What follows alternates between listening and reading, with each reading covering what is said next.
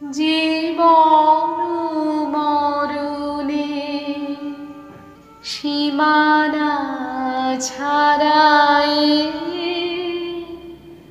বন্ধু হে আমার রয়েছ দাঁড়ায় জীবন মরণে সীমানা ছাড়ায়। আমরা প্রত্যেকে আজ 22শে শ্রাবণ। আমি সান্তিয়াগো গিয়েছিলাম পাবলো নেরুদার মৃত্যু দেখতে। আমি স্পেন গিয়েছিলাম লোরকার মৃত্যু দেখতে। 3টে বুলেট তার কোমরের তলা দিয়ে ঢুকে কিভাবে বেরিয়ে এসেছিল, কিন্তু বুলেট কিছুই করতে পারেনি কবিতার। এখনো স্পেনের আকাশ জুড়ে যে জ্যোৎস্না ওঠে, তার নাম ফেদ্রিকো গার্সিয়া লোরকা।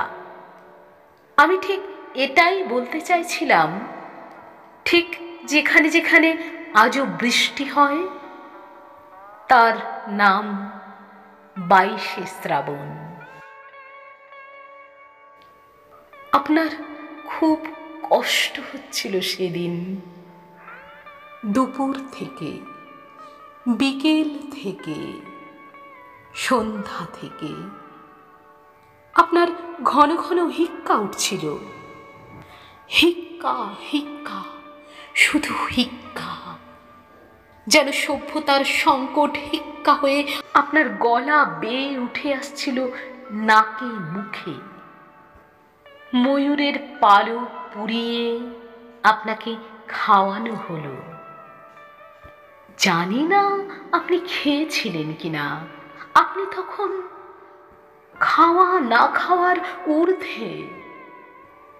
রাত 3টের সময় আপনি চোখ মেলে তাকালেন। আপনি বারান্দায় এলেন। কোথায় দারোয়ান? তার পেটে ব্যথা করছিল কাল। সে কোথায়? আমি তাকে ওষুধ দেব। বাবা মশাই, আপনি ঘুমুন, দারোয়ান ভালো আছে। অন্ধকারের ভিতর যে আশ্চর্য আলো থাকে, সেই আলোতে বসেছিল একটা চড়ুই। আপনি চড়ুইয়ের সামনে বসে পড়লেন। জোড়াসাঁকোর দোতলায় সে এক অভূতপূর্ব দৃশ্য। আপনি দু চোখ ভরে দেখছেন একটা পাখিকে। পাখিও দু চোখ ভরে দেখছে আপনাকে। আপনি বললেন, তুই আমাকে নিতে এসেছিস?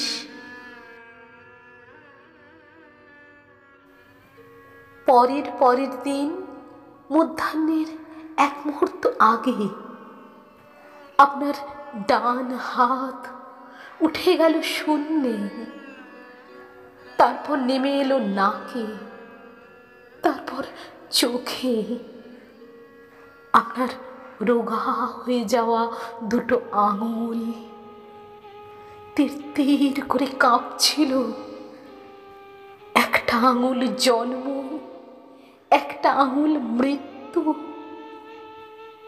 তারা দুজনে গাইছে, তোমার কাছে এবার মাগি, মরণ হতে যেন জাগি। গানের সুরে জাগি। ঠিক তখন খসে পড়ল আপনার হাত। বিছানার গা বেয়ে খসে পড়ল,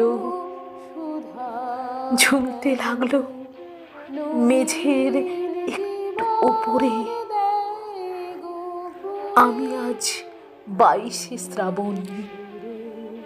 আমি পাবলো নেরুদার মৃত্যু দেখেছি, লোরকার মৃত্যু দেখেছি, কিন্তু কোনো কবিকে মৃত্যু দিনে জন্মাতে দেখিনি।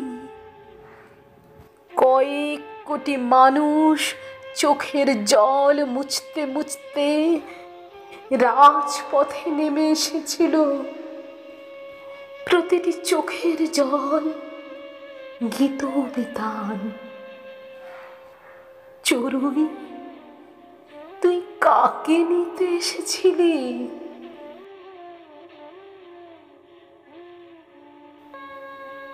পৃথিবীর যেখানে যেখানে আজও বৃষ্টি হয়, তার নাম 22শে শ্রাবণ। 22শে শ্রাবণ।